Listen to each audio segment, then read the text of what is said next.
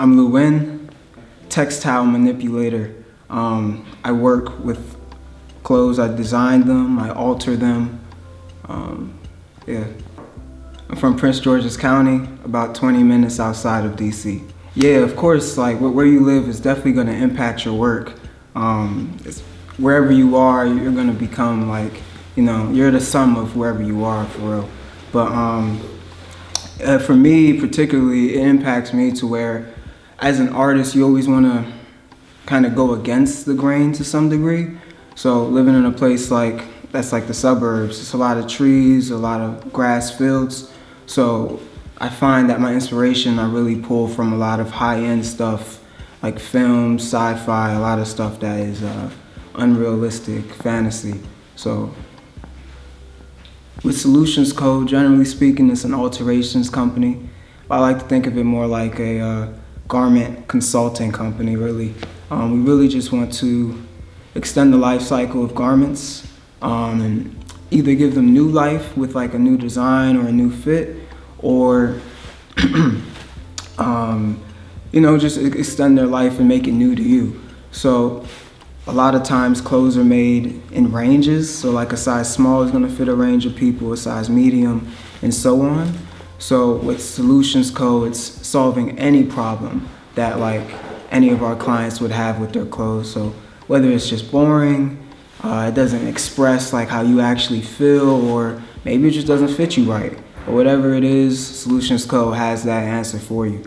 And then other company, Tomorrow, it's a design label, but what we do is we tell stories, and we tell the story of who you were yesterday is what created today, but who you are today is what will create tomorrow. So whether it's a success or a failure that you're holding on to from the past, you have to remember to keep moving forward, because that only got you to this point.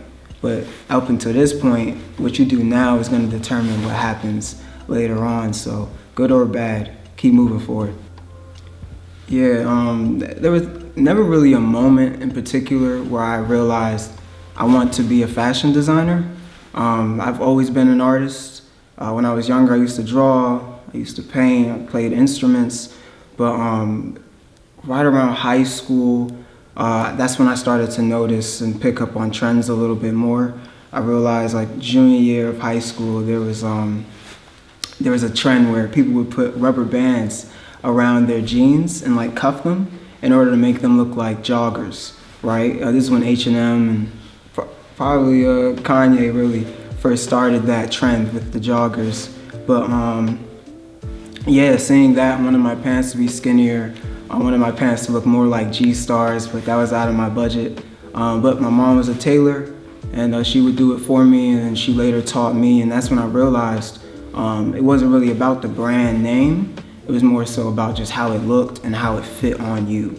So the hardest thing about what I do, I don't really like the word hard, but I would say challenging, right? I don't really have one thing, but I would say, okay, a challenge that I have to deal with is, while being an artist, especially an independent artist, you definitely want to be able to fund what you're doing and make sure that you're not limiting yourself in any way. And whether you want to acknowledge it or not, as artists, money plays a big factor with that. So doing the business side and balancing that with the art and making sure that I'm not limiting my artistic ability, but at the same time I'm not being irresponsible and spending too much resources on one project. My biggest inspiration, I'd have to say like my parents, generally speaking, throughout my life, just because like my dad, he's really engineering mind, so that's where I get like my analytical ability. But then my mom, she's pretty analytical also, but she's really hands-on, so like she does a lot of woodwork. Like I said, she's a tailor as well, she works with clothes, but her attitude is really, no matter what, I'm going to get this done. No matter what like my resources look like, she's gonna figure it out. So that's something I've really picked up on from both of them.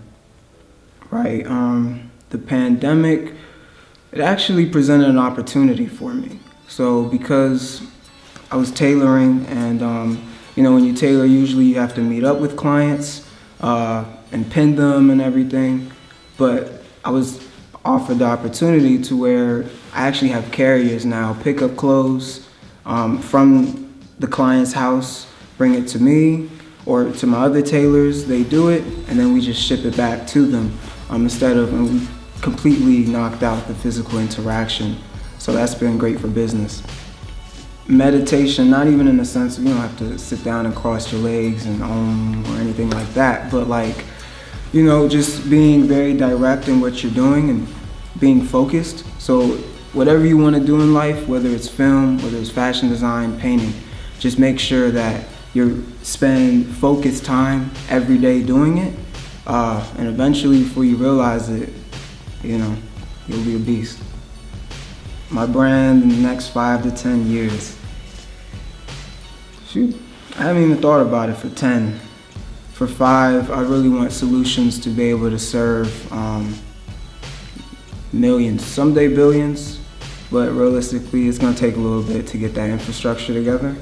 But definitely millions within the next 5 years, to where really just giving people the confidence in what they wear and making sure that like what they wear speaks for them. A lot of times clothes aren't made for you, so with solutions, that's our goal.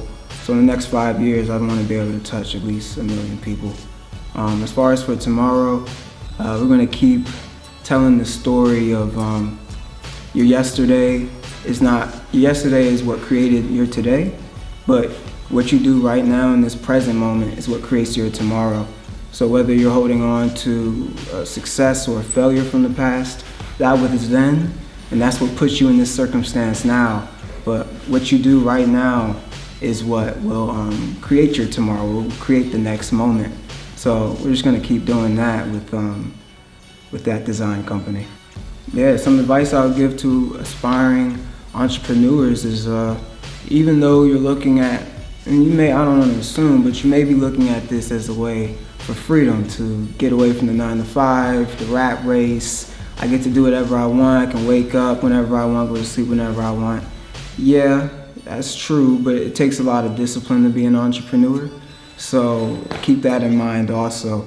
It's almost like for me, especially this past year, I found my freedom in organization, in discipline. So just keep that in mind, and keep mental toughness. Keep going. Don't give up just off of anything, you know. It'll only make you stronger. Do I have any hobbies outside of work? No, but I should. Well, one thing I do, I watch movies. I listen to music a lot, but right now, I still feel like I'm in, you know, I'm trying to get to where I want to be.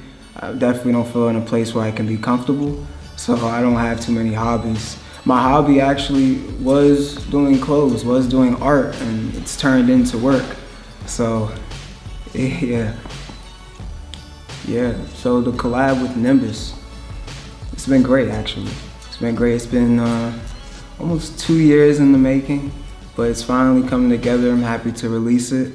It came into the byproduct of a t-shirt as well as a hoodie, which is gonna be super dope. Can't wait for y'all to be able to see it in real life.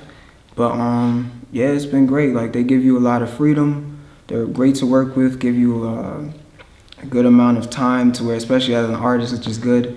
Don't feel like you're rushing something, and I didn't have to compromise on anything, whether it was design, quality, or whatever. They were super supportive the whole way.